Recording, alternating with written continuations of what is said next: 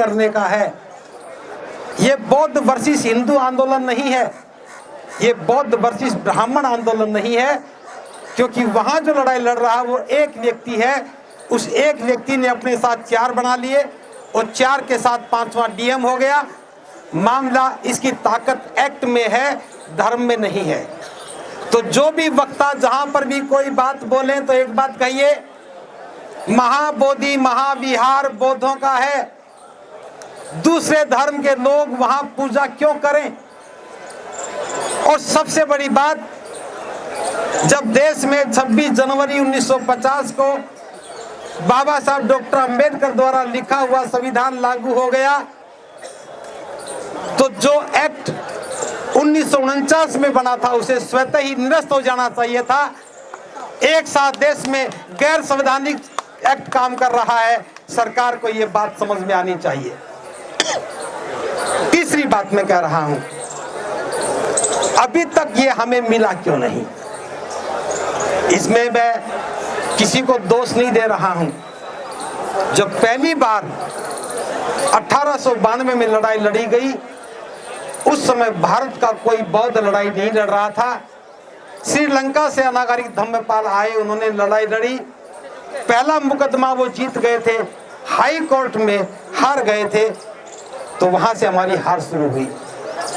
अनागारिक धम्मपाला के साथ भारत का कोई बौद्ध नहीं था। जब ये कमेटी बनी, डॉक्टर राजेंद्र प्रसाद को इस जिम्मा सौंपा गया, तो एक कमेटी बनाने वाले और कमेटी में सारे वही लोग थे।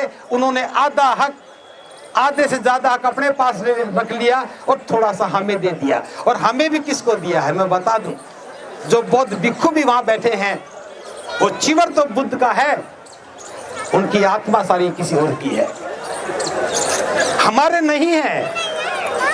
तो हमें इस लड़ाई को बौद्ध वर्सेस दूसरे धर्म को नहीं करना है। हमारी ताकत इस बात में कि ये एक्ट खत्म होना चाहिए, गैर संवैधानिक है, और भारत का संविधान प्रत्येक धर्म को उस स्वतंत्रता देता है कि वो अपने धर्म के अनुसार पूजा अर्चना करें। हम बौद्ध लोग हैं, बौद्ध गया से सिद्धार्थ को संबोधि मिली, अज्ञानता के विरुद्ध एक आंदोलन चला, कर्मकांड के विरुद्ध एक वातावरण बना, पूरी दुनिया को शांति का संदेश दिया गया। और आज भी जब हम बात करते हैं तो भारत की गरिमा बौद्ध गया से है, बुद्ध से है, और उसी बुद्ध की विरासत पर किसी और का कब्जा है। आज बाबा साहब की अनुकंपा से, बाबा साहब के बुद्ध की शरण में जाने के बाद हमें समझ में आया कि वो हमारी विरासत थी। अभी तक उस विरासत की लड़ाई कोई और लड़ रहे थे, आज हम लड़ने लगे हैं, इसलिए जीत की संभावना पक्की है। दूसरी बात, एक बहुत बड़ा ऐसा विचार हमारे बीच में डाल दिया गया, जो कोलकाता के हाई कोर्ट में जो फैसला हुआ था वो इसी बात के आधार पर हुआ था। उन्होंने कहा कि बुद्ध विष्णु के 10वें अवतार हैं, इसलिए हमें पूजा अर्चना करने का अधिकार है। और इसी बात को आज भी कहते हैं कि बुद्ध विष्णु के अवतार हैं। क्या ये बात बुद्ध बोल करके गए हैं? अगर बुद्ध बोल के जाते तो हम भी स्वीकार कर लेते। तुम किसी को कुछ भी कहोगे, हम स्वीकार नहीं करेंगे। और मैं तो ये कहता हूं, अगर इतनी बात समझ में आ गई कि वो विष्णु के अवतार हैं, तो पहले बुद्ध की बात को मानो। बुद्ध ने जाति पाति का विरोध किया, अपनी जातियों को खत्म करके बुद्ध विहार में आइए, तब पता लगेगा कि 9वें या 10वें अवतार कौन से हैं। अगर बुद्ध की बात मानते हो तो कर्मकांड को छोड़िए। अगर बुद्ध 10वें अवतार हैं तो हर मंदिर में बुद्ध होने चाहिए और हर मंदिर में बौद्ध भिक्षु होने चाहिए। लेकिन भिक्षु स्वीकार नहीं करेगा, क्योंकि भिक्षु पूजा नहीं करता, भिक्षु कर्मकांड नहीं करता, और भिक्षु किसी का ऐसा महिमा मनन नहीं करता। हमारा आंदोलन बुद्ध विहार की मुक्ति का है, और हम तो सरकार को बताना चाहते हैं, इस एक्ट को बदलो, ये गैर संवैधानिक है। एक बात और कही जाती है कि संख्या कम है। बोध गया की बात कहेंगे कि धरने पर कम लोग बैठे हैं। इस बात के लिए मैं बता रहा हूं, जीत और हार संख्या बल पर नहीं होती है, जीत और हार सत्य पर और असत्य पर होती है। हमारा पक्ष मजबूत है, वो बुद्ध की धरती है, वहां सिद्धार्थ बुद्ध बने, हमारी विरासत है। इसमें संख्या बल कहां से आ गया? क्या 4 लोग जो पुजारी बन के बैठे हैं वो 4 लोग ज्यादा हैं, या यहाँ 4000 भिक्षु देश में घूम रहे हैं वो ज्यादा हैं? बात संख्या की नहीं है। अगर एक व्यक्ति भी नैतिकता के आधार पर आवाज उठाता है तो उसकी आवाज को सुनने का सरकार का दायित्व बनता है। ये हमारी मांग नैतिकता की है। और एक आवाज को बुलंद करो। जो लोग गलती से महाबोधि महाविहार में बैठ करके पूजा कर रहे हैं, कामना करो कि उनको समझ में आ जाए। उनके भाइयों को समझाओ कि अपने भाइयों को कहो कि नैतिकता के आधार पर महाबोधि महाविहार को खाली करें और बौद्धों को उनकी विरासत सौंपें। ये देश का भाईचारा बना रहना चाहिए। एक छोटी सी बात और इसमें मैं डाल रहा हूं। बातचीत करते समय ये सोशल मीडिया के सभी लोगों से भी मैं बात कर रहा हूं। सोशल मीडिया भले ही बहुजनों का मीडिया है, इस मीडिया में भी केवल टीआरपी के लिए दिशाहीनता की बहुत बात होती है। जैसे थोड़े दिन पहले किसी एक भिक्षु ने विरोध में बोल दिया और वहां पर खबर बना दी कि आंदोलन 2 फाड़ हुआ। एक भिक्षु के बोलने से 2 फाड़ नहीं होते। 50 भिक्षु भी विरोध में बोलेंगे 2 फाड़ नहीं होगा। अतीत की गलतियों को लेकर के वर्तमान में बात करना ठीक नहीं है। ये मुद्दा ना धन का मुद्दा है, ये मुद्दा ना नेतृत्व का मुद्दा है, ये मुद्दा भारत के बौद्धों की है, हमारी नैतिकता का सदाचरण का मुद्दा है, हमारी विरासत का मुद्दा है। हम इसको भटकने ना दें।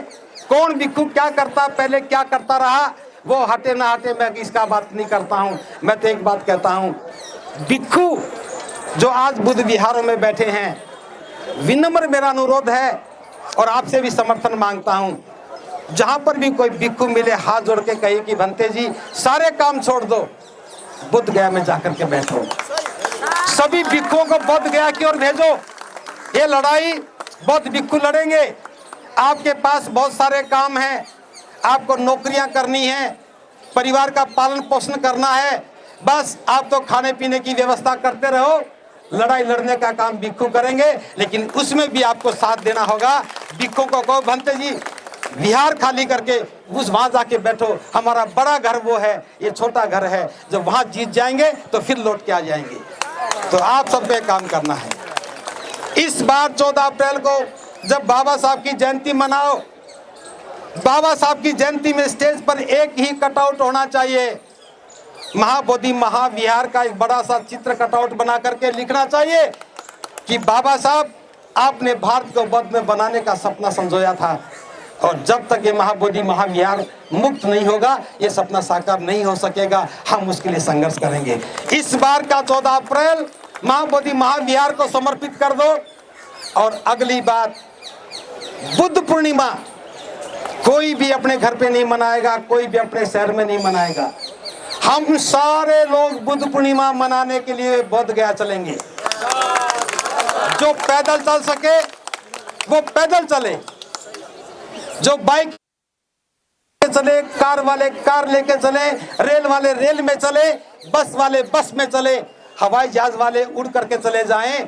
लेकिन बुद्ध पूर्णिमा हम पूरे देश के लोग मिलकर के महाबोधि महाविहार की आजादी के लिए वहीं पर मनाएंगे, बोध गया में मनाएंगे। अगर मेरी बात का समर्थन करते हो तो जोरदार हाथ उठा करके ताली बजाओ। और आप जितना जोर से नारा लगाते हो, इतनी बात बस पड़ोसी को समझा दो। मैं तो एक बात और कहता हूं, देखिए मैं बता रहा हूं, गलतफहमी पाल के मत बैठना कि यह आंदोलन जल्दी खत्म हो जाएगा।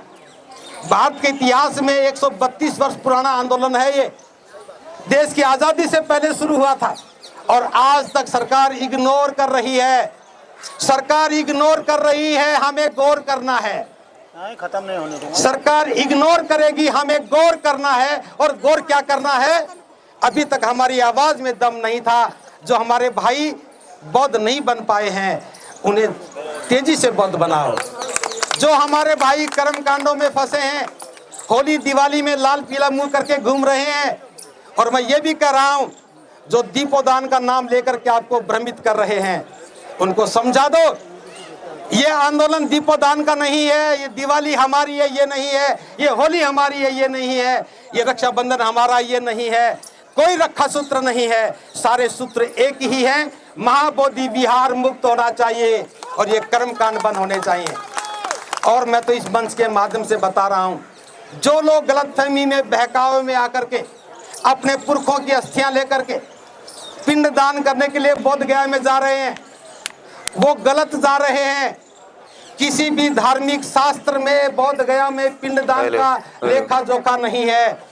गया में तो है, गया में भी नदी पर है, तो गया में जाना चाहिए। जो बोध गया में जा रहे हैं उनके कोई मनोरथ पूरे नहीं होंगे। वहां बैठे हुए पंडित पुरोहितों की जेब में पैसा तो चला जाएगा, लेकिन उनके पितरों की आत्मा की तृप्ति नहीं होगी। बौद्ध धर्म इसमें विश्वास नहीं करता है। मैं बौद्धों के लिए बात नहीं कर रहा हूँ, इसलिए वहां जो कर्मकांड करने जाते हैं उनको भी समझाओ कि बोध गया में कर्मकांड मत करो, नरक में जाओगे। बोध गया में जाने वाला तो अज्ञानता से दूर निकलता है, दुख मुक्ति के मार्ग पर चलता है। करुणा मैत्री की बात कर रहे हैं। बस किसी भी सूरत में इस आंदोलन को दो वर्गों में मत बांटना, इस आंदोलन को किसी धर्म के विरुद्ध मत कहना। हमारी लड़ाई हिंदुओं से नहीं है, हिंदुओं ने कब्जा नहीं किया। हमारी लड़ाई ब्राह्मणों से नहीं है, ब्राह्मणों ने कब्जा नहीं किया। एक व्यक्ति ने कब्जा किया, उसने 4 मित्र बुला लिए, सरकार की साझेदारी हो गई और उसका एक खानदान पूरा पल रहा है, बौद्ध विरासत को दूषित कर रहा है। इसलिए लोगों को बताओ, हमारी कोई लड़ाई ब्राह्मणों के विरुद्ध नहीं है। आप भी नारे मत लगाओ, एक ही नारा लगाओ, ध्यान सारा महाबोधि महाविहार के एक्ट पर होना चाहिए। ये एक्ट खत्म हो जाएगा, सारी समस्याएं खत्म हो जाएंगी। लेकिन हमें भी ईमानदार बौद्ध बनकर के आंदोलन में भाग लेना होगा। बस बहुत ज्यादा बात ना करते हुए अंत में इतना कह रहा हूं, जितना जितना सरकार इग्नोर करेगी हम इस पर ज्यादा गौर करेंगे। तुम इग्नोर करो, हम गौर करेंगे। महाबोधि महाविहार हम लेकर के रहेंगे और ये बीटी एक्ट 1949 निरस्त करो, निरस्त करो, निरस्त करो। इन्हीं शब्दों के साथ मैं फिर अंत में इतना कह रहा हूं, इस बार आकाश लामा जी इस आंदोलन का नेतृत्व कर रहे हैं। भंते करुणाकर जी यहाँ बैठे हैं, मैं जानता हूँ, नाम नहीं लूंगा तो मेरे